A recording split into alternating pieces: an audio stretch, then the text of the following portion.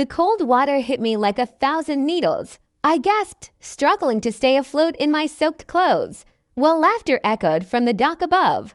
A tall, muscular Navy SEAL stood there with his arms crossed, looking down at me with pure contempt. "Get off my dock," he had barked just moments before shoving me hard.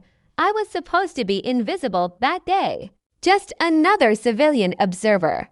But that single arrogant push would change everything. My name is Admiral Meera Sharma, 3-star Admiral, one of the highest-ranking women in the Navy. But on that bright morning, I was dressed in simple civilian attire, jeans and a plain shirt, conducting a secret inspection of this elite SEAL unit. No one was supposed to know who I was. I had spent 28 years earning my rank. Every promotion came with doubters. Every achievement was questioned because I was a woman in a man's world. I had faced whispers, subtle sabotage, and quiet disrespect. But nothing prepared me for the raw humiliation of being pushed into the sea like I was nothing. As I climbed out of the water, dripping and shivering, I looked up at the man who had just destroyed my dignity. He didn't feel sorry. He looked proud. "Stay off restricted areas, lady," he said coldly before walking away. That moment shattered something inside me. Not because I was physically hurt, but because it reminded me of every time someone tried to push me down simply because they thought they could. But what I didn't know that day was that this single act of arrogance would come back to haunt him in ways he could never imagine. I didn't react immediately. I simply walked back to my temporary quarters, changed my clothes, and continued my inspection silently. But inside, I was broken. Years of hard work, sleepless nights, missed family moments, and constant battles to prove my worth. And one man had reduced me to a joke in seconds. The worst part? Some of his teammates had seen it and chuckled. They thought it was funny. A small woman being put in her place. That night, I sat alone in my room and let the tears fall. I questioned everything. Was this what my career had come to? Being disrespected by the very people I was responsible for leading. I remembered my early days, how male officers would overlook my strategies or take credit for my ideas. How I had to work twice as hard just to be seen as half as good. The Navy had changed, but some attitudes remained stuck in the past. The next morning, the formal inspection began. I appeared in my full uniform, medals shining on my chest, 3 stars gleaming on my shoulders. The entire unit stood in perfect formation. I walked slowly down the line. When I reached him, the same SEAL who had pushed me, his face went completely pale. His eyes widened in pure terror as he recognized me. I stopped right in front of him. "Petty Officer Reynolds," I said calmly, reading his name tag. "Do you remember me?" The silence was deafening. He stammered, "Ma'am, I didn't know."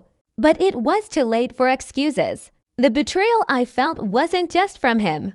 It was from a system that still allowed such arrogance to exist. In that moment, I felt both rage and deep sadness. I continued the inspection with grace, but my heart was heavy. This wasn't just about one push. It was about every time a woman in uniform had been dismissed, disrespected, or pushed aside. The consequences unfolded swiftly but fairly. I addressed the entire unit that afternoon. My voice was steady, yet filled with the weight of years of quiet struggles. "Yesterday, one of your own pushed a civilian into the water without hesitation. That civilian was me, your inspecting admiral. This kind of arrogance doesn't protect our nation. It weakens it." Reynolds stood at attention, his head slightly bowed. The cocky man from the dock was gone. In his place was someone facing the reality of his actions. He was removed from active SEAL operations pending review. His promotion was frozen. The entire unit received additional training on respect, leadership, and proper conduct. But I didn't destroy his career. I gave him a chance to learn. Later that evening, he approached me privately. His voice trembled. "Ma'am, I'm truly sorry. I let my ego control me. I judged you without knowing anything." I looked at him for a long moment. "Petty officer, the day you pushed me off that dock, you didn't just humiliate me.